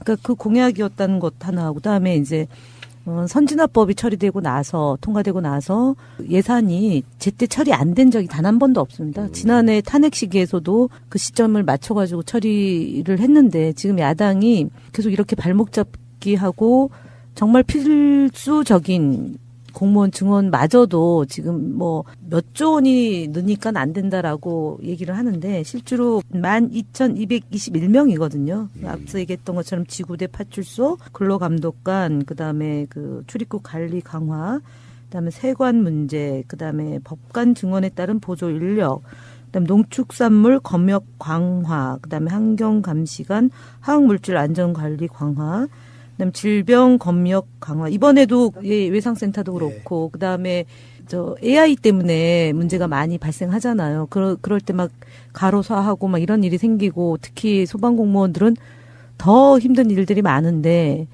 이게 무슨 그걸 발목을 잡고 안 된다고 해서 예산안 처리가 안 되면 제가 볼 때는 좀 민망할 것 같고요. 그다음 누리과정 지금 국고 지원 문제가 있고, 또 합의가 된 거는 여야가 이제 선거를 앞두고 이게 이제 선심성 공약이냐 아니냐를 두고 이제 논란이 됐던 것은 기초연금하고 아동수당의 경우는 지방선거 이후로 시행하는 것을 가닥을 잡았다고 하니까 지금 공무원 증원, 그다음 최저임금 후속 예산 요거 갖고 지금 절충안 마련의 논란에 빠져 있다고 하니까 이거는 좀 빨리 좀 합의를 해서 처리가 되는 게 국민을 위해서 좋고 그렇지 않을까 싶어요. 우리 정책 다루는 방송에서 아동수당 나갑니다 하고 막 방송했거든요. 1월 1일부터 나간다고. 근데 적폐 세력들이 지금 이렇게 이걸 연기시키게 만드는 거잖아요. 유권자 여러분들은 잘 보셔야 됩니다, 이게. 아이들 태어나자마자 이제 안이 여러 가지가 있어요. 뭐 5세부터까지 준다. 0세부터. 어떤 안은 18세까지도 준다. 이런 게 있는데 어쨌건 절충안이 나오겠지만 아동수당 정도는 나가줘야 돼요. 지금 인구 절벽이 지금 부딪히고 있는 상태이기도 하고. 이걸 알고 계셔야지 투표할 때 이 사람들 찍으면 안 되겠구나가 나오거든요. 근데 이제 마지막 질문으로 지금 이렇게 꼬투리 잡는 부분 있죠. 뭐 공무원 증원이나 최저임금이라든지 이런 거 잡는 문제가 사실은 다른 용도에서의 딜용 아니에요? 자기들 예산 따가는 그런 딜용? 아니 그래서 사실은 자유한국당 빼고 지금 국민의당하고 저희 더불어민주당하고 호남선 KTX. 예, KTX 그거 뭐 선운 지역에 대해서 일정 정도 합의가 어저께 됐잖아요. 그런데 또 이게 안 되는 거 보면. 네, 그것은 KTX 정부 원래 원하는 무한공항을 들리지 않는 것인데 네. 어제 이제 호남민의 의견을 받아들여서 민주당하고 국민의당이 양당 사이좋게 아름답게 합의해서 무한공항을 들리는 KTX 2구간을 건설하는 걸로 합의해서 예산도 반영됐습니다. 알겠습니다. 완전한 대한민국 문재인과 손잡고 다시 하나 된 우리 대한민국. 끊지 마세요. 끊지 마세요. 자, 문 대통령하고 강기정 의원님하고 약간 비슷한 면을 봤어요, 제가. 그러니까 키는 안 비슷해요. 그럼 의원님, 대변인님 보시기에 네. 누가 더 잘생겼습니까? 지금 저한테 지금 질문이라고 지금 하십니까? 아니, 당연히 대통령님이 더 잘생겼죠. 의원님 잘생겼잖아요. 근데 지금 의원님은 앞에 앉아 있는 분이고 대통령님은 지금 구름 위에 올라가 계시잖아요. 실생활에 별로 도움이 안 되시는 분이잖아. 아니 전 도움 많이 돼요. 지금 방송이에요? 네, 지금 방송이에요. 방송이에요? 네.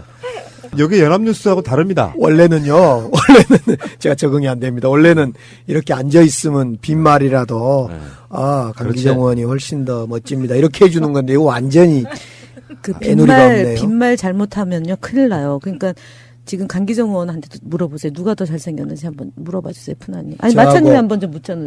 문재인 대통령하고 본인하고 누가 더 잘생겼는지 한번 마차님이 오케이. 물어봐 그거 주세요. 질문 좋아요. 네. 그러면 문재인 대통령하고 우리 강기정 의원님하고 생각하실 때 누가 더 잘생겼다고 생각하시나요? 당연히 제가 훨씬 더 여러 점에서 잘생겼죠. 자, 악플이 막 몰려오고 있어요. 참. 어쨌든 감사드리고요. 이런 재미가 있어야죠. 손 막히는 줄 알았어, 자. 중소벤처기업부 출범식에 참석했는데, 이제 홍종학 장관도 그렇지만 문재인 대통령이 딱 그 중소벤처잖아요. 그러니까 출범식 자체가 굉장히 벤처스러웠어요. 뭔가 좀 약간 스티브 잡스 느낌이 났다고 영상으로 보면은. 근데 문재인 대통령이 앞에 나가서 이렇게 샥 뭔가 말씀하시고 홍종학 장관도 이렇게 말씀을 하시는데 큰 흐름 속의 이야기를 해보면은 정치 논란들 속에서 이슈가 안 되고 있지만 지금 혁신 성장이 굉장히 중요한 화두 중에 하나거든요. 네. 문재인 대통령도 김대중 노무현 대통령만큼의 뭔가 혁신을 보여줘야 될 필요가 있어요. 네. 의원님이 지역구 가까운 나주도 혁신도시로 지정된 것도 노무현 대통령 때죠. 그렇죠. 그거는 이해찬 총리가 그쪽으로 예. 또. 예. 그러니까 혁신이란 말이 사실은 참여정부와 문재인 정부를 잇는 굉장히 중요한 키워드 중에 하나잖아요. 네, 우리 문재인 정부 대통령 때 후보 때부터 공약이 소득 주도 성장론이었습니다. 당시만 하더라도 이제 서민들의 소득을 올려줘야만 주머니를 두둑하게 채워줘야만 경제가 돌아간다. 그동안 재벌 중심의 경제에서 이제 서민들, 국민들의 주머니를 채우자 이런 소득주도 성장론으로 문재인 후보가 대통령에 되셨는데 이제 정권을 잡고 보니까 이 소득주도 성장론만으로는 부족하다. 그래서 이제 혁신성장론을 붙인 것 같습니다. 그래서 소득주도 성장론과 혁신성장론을 두 바퀴로 해서 우리 문노믹스, 현 문재인 정부, 우리 정부의 경제 기조로 가져간 것 같습니다. 이 혁신성장론의 핵심 키가 이제 중소기업의 벤처부와 중소기업의 지원이다. 이렇게 해서 중소벤처부 장관을 신설하고 이름도 중소벤처부로 바꾸는 그런 만큼 우리 이 문재인 정부의 성공 여부가 중소벤처부의 성공과 맞닿아 있다. 이렇게까지 말할 수 있을 것 같아요. 그러니까 재벌 위주의 성장으로는 이제 한계에 딱 부딪힌 거잖아요. 그렇습니다. 소위 낙수 경제로는 안 된다. 이제는 중소기업에가 일자리가 있고 중소기업이 배부르고 일자리가 중소기업으로부터 나오고 창업하고 벤처하는 곳으로부터 일자리가 생긴다. 이런 어떤 근본적인 경제에 대한 대전환이죠. 생각의 전환. 그걸 문재인 대통령이 중소벤처부 장관을 만들면서 거기에 그 이름도 훌륭한 홍종학을 장관으로 세우면서 지금 출정을 한 것 같습니다. 저도 홍종학 의원님 인터뷰를 해봤는데요. 네. 굉장히 세련되신 분이세요.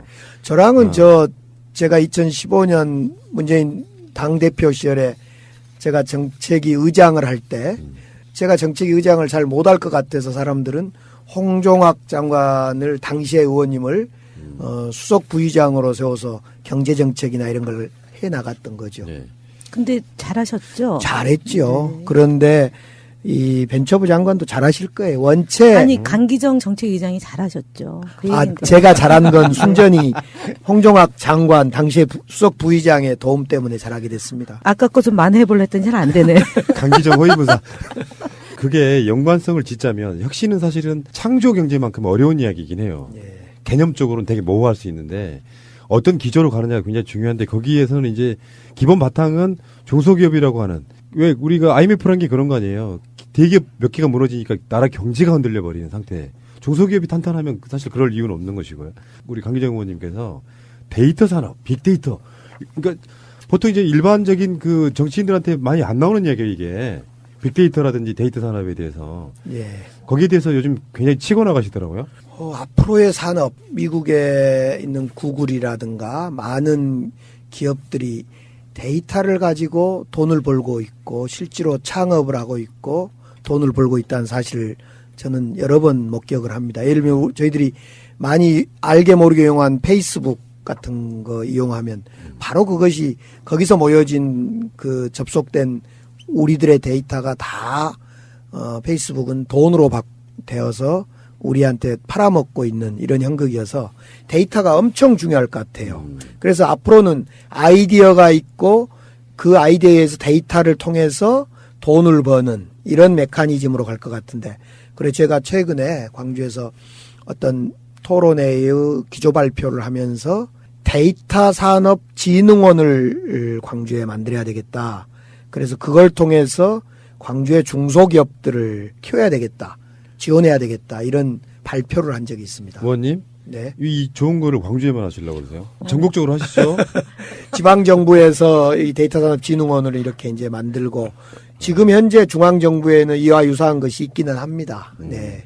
앞으로는 이제 우리 강기정 의원님을 빅데이터의 선두주자 이렇게 해가지고 강데이터 이렇게 부르는 걸로. 제가 요즘에 강연을 많이 초청받고 있는데 요청받고 있는데요.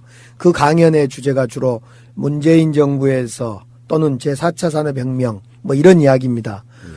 강기정 제가 어떻게 4차 산업혁명을 이야기할 수 있겠습니까? 맨날 싸움만 할 줄 알겠다 이렇게 생각하죠. 왜 이러세요? 제가 그 속에 튼실한 컨텐츠가 있는 걸 제가 알고 있는데. 참 그거 아세요? 네. 강기정 의원이 공대 출신이라는 거? 알죠 다. 이분의 빅데이터가 저한테 완전 저장돼 있거든요. 대동구 이야기도 그래서 나오는 거예요. 제가 그래서 우리가 대동단결이라고 했습니다. 그러니까 문제는 이런 거죠. 이제 정치인이 어떤 이미지화 돼 있는 부분이 어떨 때는 그게 좀 힘들어지는 부분도 있는데 시대적 흐름을 정확히 깨고 계신 거예요. 제가 지금 최근에 핸드폰을 바꿨는데 네. 이 구글이라는 놈이 하는 짓을 보면은 무서울 정도예요. 저의 일거수일투족을 다 알고 있어요. 네, 그렇습니다. 그러니까 이런 것들을 산업으로 활용하자는 거거든요. 근데 네. 실제로 여당, 야당을 떠나가지고 4차 산업혁명에 적응할 수 있는 국회의원이나 정치인은 저는 많지 않다고 봐요. 네. 기존의 패러다임이 안 바뀌니까 그러니까 지금도 왜 예산안 갖고도 아직도 여당 국회의원 분들도 SOC 가져가는 게 중요하다고 생각하는 거고 자기 지역구 분들 설득 못 시키는 거예요. 네. 좀 어려운 문제죠, 사실은 그게. 사실은 SOC 우리 정부에서는 이제 도로 SOC는 줄이겠다. 대신 철도는 그대로 하겠다. 이런 원칙은 참 좋거든요. 그 도로 SOC 줄여서 그 돈으로 사람에게 투자하겠다. 교육이나 보육이나 아동수당. 이런 기본적인 전환이 지금 정권 교체를 통해서 하나하나 이루어지고 있는 것 같아요. 그러니까 저는 참 아픈 기억인데 4대강 이명박 때 4대강 24조 투입한 걸 가지고 저희들이 싸웠는데 지금은 돈 앞서 말씀드린 최저임금 이건 기업에 3조 주겠다. 최저임금 인상분만큼 지원해 주겠다. 또 그 일자리를 위해서 공무원 증원하겠다. 이게 사실은 4대강이 아니라 우리는 사람에 대한 투자 또는 일자리에 대한 투자란 말입니다. 근본적인 패러다임이 전환된 것 같아요. 맞습니다. 대변인님, 강기정 의원님하고 왜 그렇게 의리처럼 느껴지거든요? 아니, 그러니까 사실은 키가 비슷해서. 그럼 김미화 스님하고 키 비슷하죠. 아니, 사실은 제가 이제 17대부터 정치를 하셨고, 저는 17대 때는 청와대에 있어서 17대는 사실은 잘 모르잖아요. 근데 18대 때 다시 당으로 와서 부대변인 하고 비서실장을 하셨어요. 그 정세균 의장의 비서실장인데, 당시 대변인이 김유정 대변인이고, 이기 대변인이 노영민 의원인데, 노영민 대변인은 현장형은 아니거든요. 왜냐면은 연배도 좀 높고, 그러니까 이제 현장을 주로 제가 이제 다니고 비서실장도 보좌로 늘 현장에 가죠. 그러면은 그 현장을 같이 다니다 보면 얘기를 아무래도 많이 하게 되잖아요. 이제 이게 하나 있고 두 번째는 그때는 선진화법이 되기 전이니까 이제 싸움이 많았어요. 국회에서 몸싸움이 많았는데 그 몸싸움이 딱 시작되면은 그 현장에 거의 동시에 나타난 사람이 3명인데 강기정, 최재성, 김현이에요. 근데 최재성 의원은 사실 앉은 키가 굉장히 커요. 뭔 말인지 아시죠? 그때 의경 본청 안으로 이제 당직자들을 이렇게 끄집어서 올리는데 의경이 이제 밑에서 잡아 당기는 거죠. 떨어지면은 이제 내진탕 할 수 있으니까. 그래서 최재성 의원이 발길질을 하는데 맞았다 이제 의경이. 그래서 고발이 당했어요. 그래서 제가 절대 맞을 수가 없다. 신체공학적으로. 예, 신체공학적으로. 그러고 나서 이제 강기정 의원이 사건 사고가 많았잖아요. 김성애 의원 사건 때도 사실은 눈 깜짝할 사이에 피가 철철 나오는 거예요. 그 아까 얘기했던 제가 이제 심재철 의원하고 사건 벌어졌던 그 현장 비슷한 곳인데 그랬더니 김성애한테 완전 맞은 거죠. 그러고 나서 경위를 사실은 그 전에 두 의원이 경위를 때렸어요, 이미. 그러니까 이 경위는 기분이 엄청 나쁘잖아요. 근데 이제 막판에 이분이 이제 붙은 거죠. 근데 제대로 때리질 못해서 신체 공학상 사실 그때도 그러니까, 팔이 짧거든요, 이분은 또. 제가 봤을 때는 뭔가 남다른 의리가 있어. 아니, 그래가지고 그랬고, 그 다음 경위 거는 그 버스 거는요, 뭐 2차 때도 얘기했지만 도망갔어요, 사실은. 비겁하게. 자기가 사건을 벌려놓고 또 구설수에 휘말리니까 도망을 갔는데 제가 운영위원이었거든요, 그때. 그러니까 CCTV를 당시에 새누리당에서 공개를 안 하는 걸 제가 기어이 CCTV를 공개하게 하고, 그 다음에 무슨 일이 있었냐면 꼭 이 얘기를 하려고 해요. 경찰이 맞았다고 주장한 경찰 있지 않습니까? 202 파견 나가 있던 경호실에 파견. 네. 그 지금 이제 버스 운전수 1심 끝났는데 그 2심이 있을 텐데 그 사람이 둔갑했어요. 우리가 제 보는 앞에서 이제 옷을 이렇게 뒤집어 쓰고 경찰차에 탔어요, 버스. 그 버스에 탄 사람은 B라는 사람이고요. 맞았다고 주장해서 막 피 났다고 한 그 A라는 경찰은 뒷문으로 빼돌렸어요. 그거 혹시 기억나세요? 뭐 강기정 의원님? 어떤 야만의 시절, 국회가 야만의 시절이었던 이야기여서 별로 예. 유쾌하지가 않습니다. 아, 예. 어쨌든 간에 두 분의 우정이 너무 좋아 보여서 여쭙던 말씀이고요. 자, 과거는 잊자고요. 네. 아니, 과거를 잊으면 안 돼요. 과거, 현재, 미래입니다. 저는 잊고 싶어요. 민주화의 도시 광주에서 무려 삼선하신 분이 갖고 있는 컨텐츠도 이제 좀 보고 싶다. 광주의 아들 강기정은 5.18 정신을 계승하는 강기정으로 가야지. 그러고 나서 시장이 되고 나서 무한한 컨텐츠를 한 게 맞지. 이념과 노선과 철학이 없는 정치인은 사실은 저는 그거 막 당연한 거고요. 예. 안 맞다고 봅니다. 알겠습니다. 이용만 합니다. 예, 차 시간 때문에. 자, 강기정 의원님 또 광주로 내려가셔야 되니까 급하게 마무리하고요. 다음 주에 뵙겠습니다. 고맙습니다. 네, 감사합니다. 2년 주기 또는 금융회사의 보고가 있는 경우에는 수시로 적격성 유지 조건을 충족하는지 심사해야 된다. 그게 어떤 조건이 필요한 거예요? 거기에 따르면 이게 나와요. 조세 포탈, 외국한 거래 신고 의무 위반 등 이런 것들은 신고를 해서 심사를 받아야 되는 거예요. 제도로서의 민주주의가 흔들리고 구타는 일은 이제 없습니다. 민주주의가 밥이고 밥이 민주주의가 되어야 합니다. 삼성생명 대주주 자격 상실하냐 이렇게 의문이 되는 건 여기서도 자진신고 제도 기간에 2조 원을 들여왔는데 네. 그 2조 원 이외에 추가로 은닉재산이 있다는 거잖아요. 아니요. 그거 2조 원 들어온 거가 형사처벌은 면하지만 정부의 정책에 의해서 금융사 지배구조법에 의하면 최대 주주의 자격 심사를 받아야 되는데 그래서 최대 주주의 자격 심사를 받으면 이 사람이 이렇게 이런 행동을 했다라고 그러면 자격을 박탈을 해버려야 되는 거예요. 무슨 말씀인지 알죠? 네. 그런데 그걸 안 했다는 거죠. 박근혜 정부에서. 그러면 이자라도 해야 된다는 거예요. 그러면 어떻게 되냐? 이건희 회장이 갖고 있는 지분이 날아가는 거예요. 제대로건 어떻게 하죠? 그러니까 이게 뭐냐면 최대 주주로 주식은 갖고 있는데 의결권이 없어져 버리는 거예요. 야, 그러면 지금 그 홍라희 여사의 머릿속이 진짜 복잡하겠네요. 지금 이건희 회장하고는 어떻게 커뮤니케이션이 안 되는 상태고 제드래곤은 지금 감옥에 들어가 있고. 그렇죠. 다른 다른 딸들은 지분이 그만큼 안 되고 이재용만큼 큰 이해관계가 안 걸려 있고 하니까 자기가 뭐 어떤 판단을 내려줘야 될 거 아니에요. 거기에서 아마 최선의 판단은 그걸 겁니다. 이건희 회장이 사망해버려요. 사망 신고를 해버려. 그리고 상속을 받는 거예요. 돌아가신 분도 아닌데 어떻게 그렇게 해요? 돌아가시면 되잖아, 그 사이에. 이런 잔인한 사람을 봤나. 그래서 멀쩡하게 누워있는 사람을. 이게 우리 민법에는 이런 게 있어요. 법에는 뭐냐면 선의의 제3자라는 게 있거든요. 선의의 뭐요? 선의의 제3자. 뭐가 있냐면 당사자가 아닌 나 같은 사람. 그렇지. 착한 사람. 당사자. 당사자는요. 삼성생명과 그 다음에 이건희예요. 거기에서 최대 주주의 요건을 따져서 심사를 하는데 최대 주주가 사라져버렸어. 불법행위를 한 사람이. 그리고 상속을 받았어요. 이 상속받은 사람은 불법행위 한 적이 없잖아요. 네. 그러면 그 지분 구조를 그대로 가질 수 있는 거예요. 그러면은 이재용이 그대로 상속받고 상속세를 정확하게 내면 끝나는 거네. 그러면 끝나는 거예요. 그럼 삼성생명 이거 가르쳐주면 안 되는데.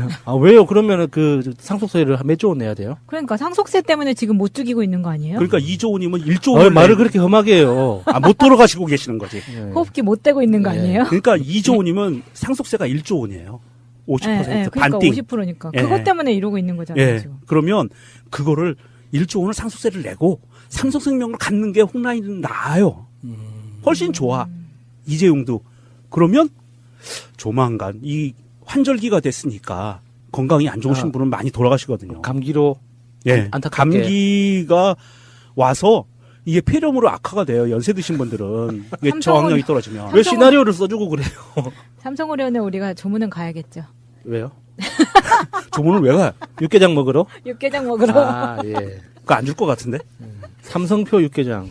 그런 게 있어서 사실 뭐 이거 제가 이렇게 이야기하지만 그쪽에 뭐 날고기는 변호사들이 다 붙어 있는데 모르겠어요. 뭐 그렇죠. 가르쳐 주는 거는 뭐 그냥 농담이었고요. 어찌됐든 제가 보기에는 이 문제가 걸리면 삼성생명의 지배권이 날아가게 생긴 상황이라 아무래도 삼성가에서는 뭔가 수순을 밟아서 이게 그냥 처벌받으면 안 되거든요. 삼성생명 완전히 소유권이 날아가는 거예요. 그러면 이재용 씨는 지금 여러 가지로 이제 감옥 안에서 있지만은 그럼에도 불구하고 머릿속이 복잡하겠지만 이 자기의 어떤 향후 전략에 대해서 다시 검토해봐야겠네요. 원래 이재용은 자기 전략이 그거였잖아요. 삼성전자의 지배권을 어떻게 확보하느냐에 따라서 자기의 재산 규모가 달라지기 때문에 그럼요. 그걸 무리하다가 지금까지 온 거거든요. 정유라한테 말 사주고 로비를 했던 이유도 결국에 목적들이 다 자세하게 써주셨는데 저도 이렇게 삼성 그 불매 운동에 대한 어떤 의지가 약해진다고 느낄 때마다 한 번씩 꺼내서 읽어봤거든요. 네, 그래서 제가 급하게 몇 개 찾은 게 있어요.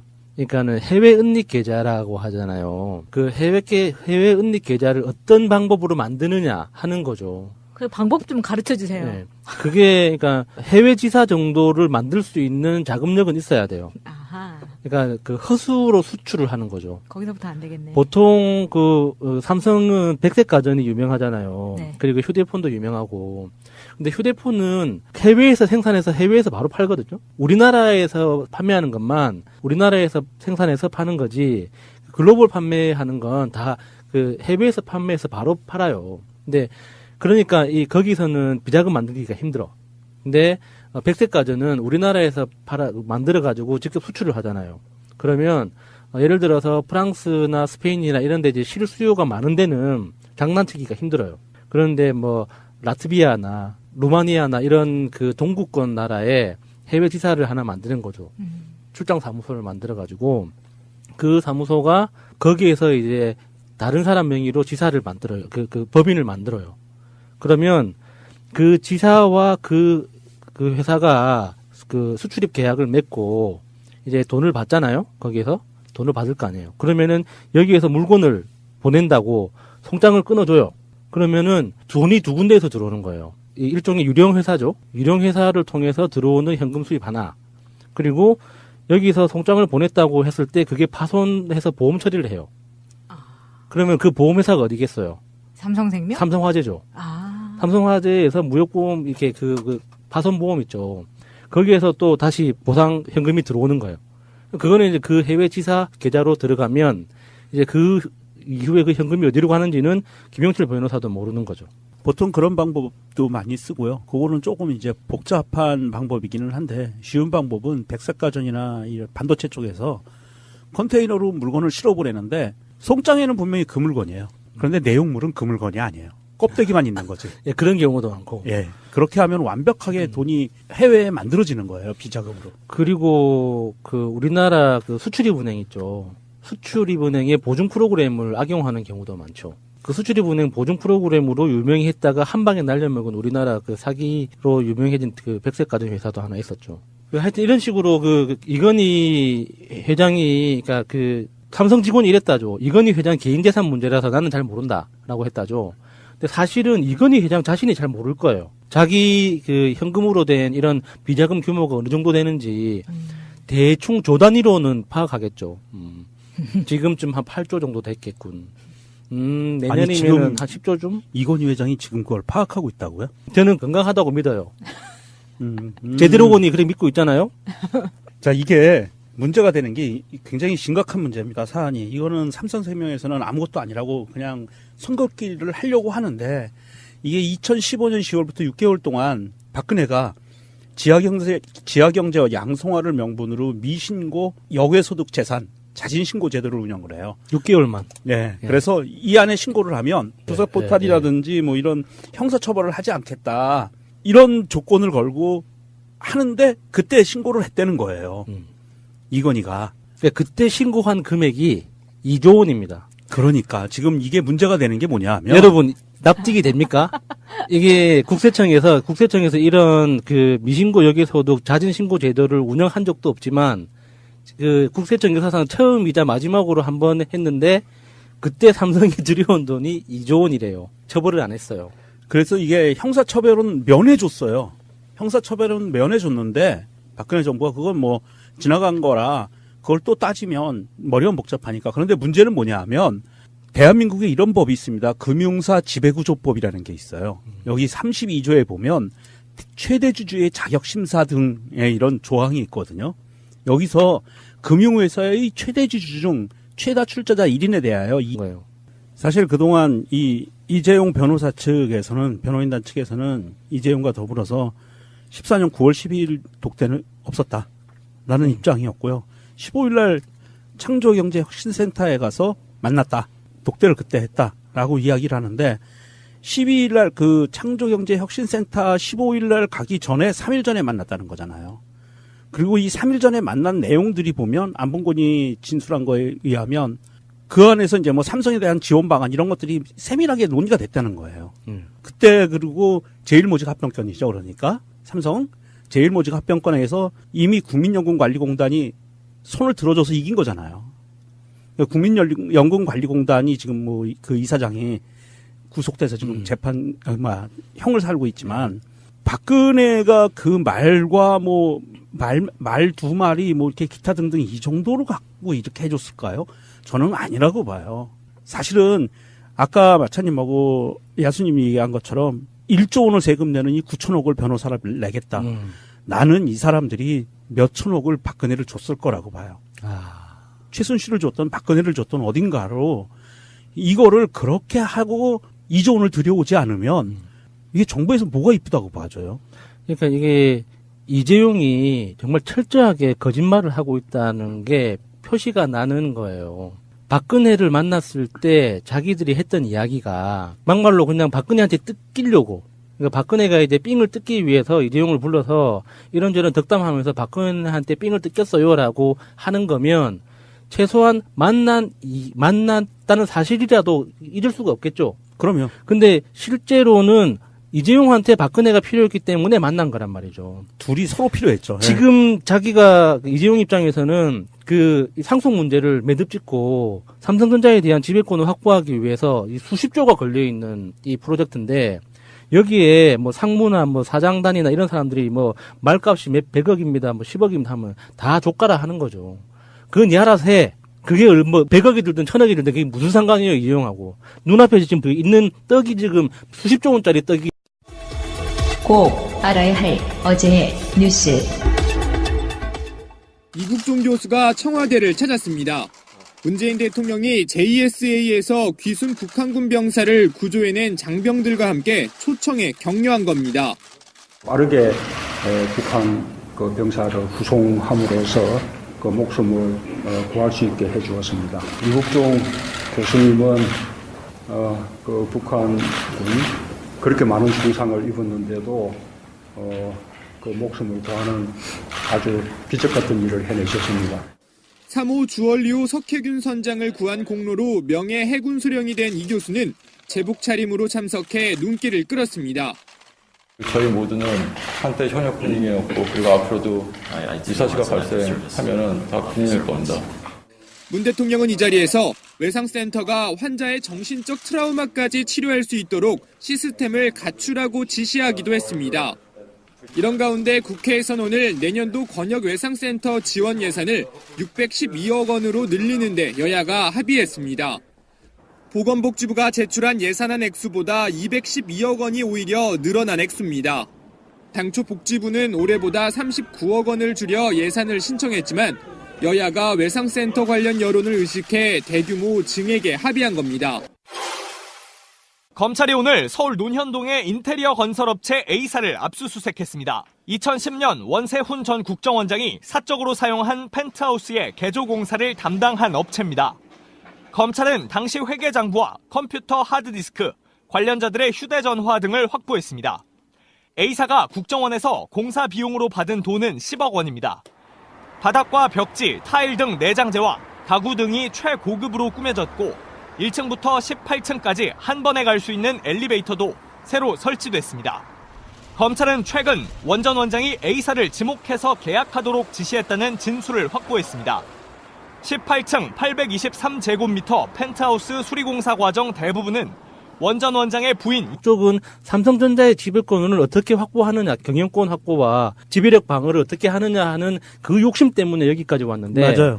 지금 삼성생명 때문에 지금 그 중간 연결고리가 굉장히 심각하게 훼손될 위기에 있단 말이죠. 네. 그러면 어차피 삼성전자에 대한 지배력을 확보한다는 것은 어려워졌어요, 현실적으로. 그러면 어쨌거라도 그걸 포기할 수는 없잖아요. 그렇다고 삼성전자를 못 먹기 때문에 나머지 것도 다 버릴 수는 없는 거잖아. 그러면은 지금 여기서 자기가 어디까지 협조해서 어디까지 내 재산을 지킬지에 대해서 이재용이 똑바로 생각을 해야겠네요. 이재용 씨가 과연 모르겠어요. 이게 똑똑한 사람이니까. 이거는 법률적인 문제가 아니라 진짜 본질적으로 어디까지가 내 것인가에 대한 철학적 고민을 해야 되는 거예요. 해야 되죠. 예. 근데 그렇게 철학적 고민을 할 수 있는 집안은 아니라고 보고요. 제가 보기에는 이재용이 그나마 좀 살만한 거는 그냥 1조 원 세금 내고요. 상속세. 그리고 적폐에 대한 이 박근혜와 관련된 모든 건 그냥 털어내고 다 불어요. 100% 그냥 불어내버리고 그리고 좀 편안하게 사는 게 좋잖아요. 그런데 이재용은 그렇게 안 하겠죠. 1조를 세금을 내느니 9천억으로 변호사비가 들어가더라도 그렇게 해서 그렇죠. 끝까지 지키려고 그 할 사람들은 거예요. 자존심의 문제이기 네, 때문에 네. 그러니까 졌다는 걸 인정하기 싫어하는 사람들이잖아요. 그 변호사비를 그렇게 들여서 그렇게 한다. 그러니까 변호사들이 만든 거야. 변호사만 논하는 거지 뭐. 그러니까 변호사가 매 맞잖아요. 똑바로 안 한다고. 매 좀 맞으면 어때요? 9천억이라는데. 매 맞고도 할 말을 못 하죠. 그러게. 그러면 자연스럽게 이재용의 이슈로 넘어가 보도록 하겠습니다.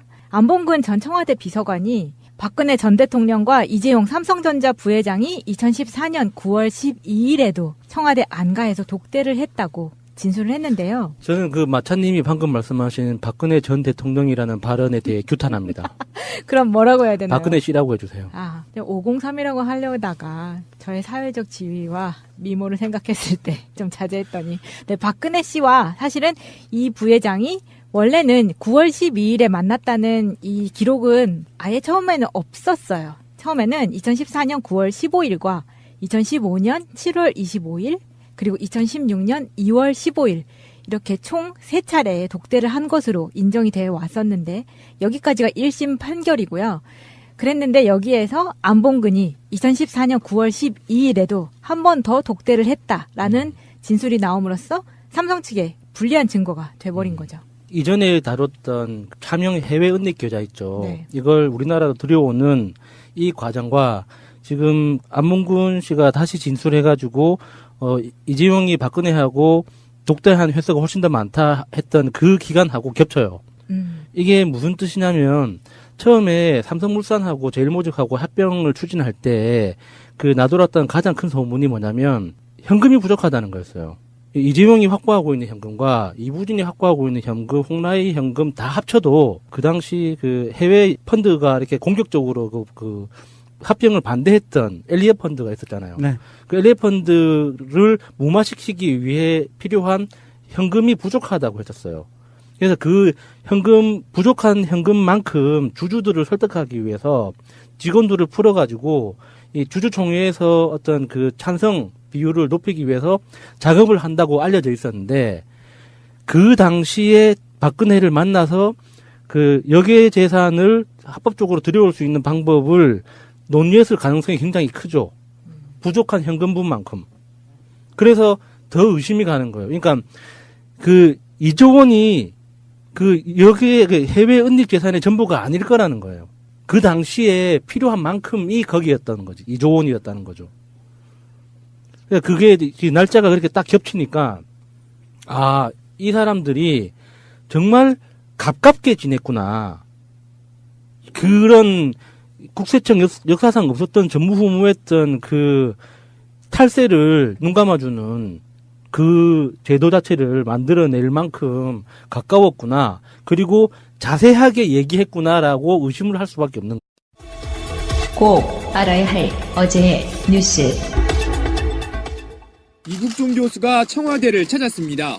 문재인 대통령이 JSA에서 귀순 북한군 병사를 구조해낸 장병들과 함께 초청해 격려한 겁니다. 빠르게 북한 그 병사를 후송함으로써 그 목숨을 구할 수 있게 해주었습니다. 이국종 교수님은 그 북한군 그렇게 많은 중상을 입었는데도 그 목숨을 구하는 아주 기적 같은 일을 해내셨습니다. 3호 주얼리호 석혜균 선장을 구한 공로로 명예 해군 소령이 된 이 교수는 제복 차림으로 참석해 눈길을 끌었습니다. 저희 모두는 한때 현역 군인이었고 그리고 앞으로도 유사시가 발생하면은 다 군인일 겁니다. 문 대통령은 이 자리에서 외상센터가 환자의 정신적 트라우마까지 치료할 수 있도록 시스템을 갖추라고 지시하기도 했습니다. 이런 가운데 국회에선 오늘 내년도 권역외상센터 지원 예산을 612억 원으로 늘리는 데 여야가 합의했습니다. 보건복지부가 제출한 예산안 액수보다 212억 원이 오히려 늘어난 액수입니다. 당초 복지부는 올해보다 39억 원을 줄여 예산을 신청했지만 여야가 외상센터 관련 여론을 의식해 대규모 증액에 합의한 겁니다. 검찰이 오늘 서울 논현동의 인테리어 건설업체 A사를 압수수색했습니다. 2010년 원세훈 전 국정원장이 사적으로 사용한 펜트하우스의 개조 공사를 담당한 업체입니다. 검찰은 당시 회계장부와 컴퓨터 하드디스크, 관련자들의 휴대전화 등을 확보했습니다. A사가 국정원에서 공사 비용으로 받은 돈은 10억 원입니다. 바닥과 벽지, 타일 등 내장재와 가구 등이 최고급으로 꾸며졌고 1층부터 18층까지 한 번에 갈 수 있는 엘리베이터도 새로 설치됐습니다. 검찰은 최근 원 전 원장이 A사를 지목해서 계약하도록 지시했다는 진술을 확보했습니다. 18층 823제곱미터 펜트하우스 수리공사 과정 대부분은 원 전 원장의 부인 이모 씨가 일일이 관여한 것으로도 조사됐습니다. 검찰은 조만간 A사 대표를 소환해 펜트하우스 공사를 하게 된 배경에 대해 조사할 방침입니다. 홈앤쇼핑 재무팀 A씨의 인사기록입니다. 추천인에 법무법인 바른의 이인규 변호사라고 적혀 있습니다. 고모부라고 돼 있습니다. A씨가 경력직으로 입사한 2011년 8월은 이인규 전 중수부장이 홈앤쇼핑 사회이사로 있을 때였습니다. 이 전 중수부장과 강남훈 홈앤쇼핑 대표는 고교 동창입니다. 홈앤쇼핑 측은 2달 전 국정감사에서 인사청탁 의혹을 부인했습니다. 이인규 변호사가 그 지원 채용에 대해서 부탁이 있었습니까? 없었습니까? 부탁이 아니라 격리직원이 마침 빠져나가가지고 경찰은 어제 서울 마곡동 홈앤쇼핑 본사를 압수수색해 채용 관련 자료를 확보했습니다. 경찰은 컴퓨터 하드디스크에서 이 전 중수부장뿐만 아니라 다른 인사 추천자들의 명단도 확보한 것으로 알려졌습니다. 경찰은 압수물 분석과 함께 채용 관계자들을 소환 조사한 뒤 이 전 중수부장 조사 여부와 소환 시기 등을 결정할 방침입니다. 지난 2009년 4월 고 노무현 전 대통령에 대한 검찰 수사를 지휘한 이 전 중수부장은 이른바 논두렁시계 사건과 관련해 해외 도피 의혹을 받고 있습니다. 방송 중간에 좋아요를 눌러주시면 새날팀들에게 큰 힘이 됩니다. 미리 감사합니다. 트위터가 진짜 언론입니다. 이건희 삼성 회장의 국내 차명 계좌 말고 해외에 또 다른 은닉 계좌가 있다는 정황이 드러났습니다. 그룹 지배구조의 핵심 고리인 삼성생명 대주주 자격을 잃을 수도 있는 사안이라서 파장이 커질 걸로 보이는데요. 삼성은 회장의 개인 문제라서 회사는 잘 알지 못한다고 발뺌을 하고 있습니다. 이 소식 보고 너무 속상했어요, 진짜. 제가 그 김용철 변호사가 쓴 삼성을 생각한다 그 책 있죠. 네. 3번을 읽었거든요. 근데 마지막 읽었던 게 한 4년 전인가 3년 전인가 돼요. 이게 무슨 말이냐면 생각이 안 나. 나쁜 짓을 진짜 많이 한 게 진짜 김용철 변호사가 너무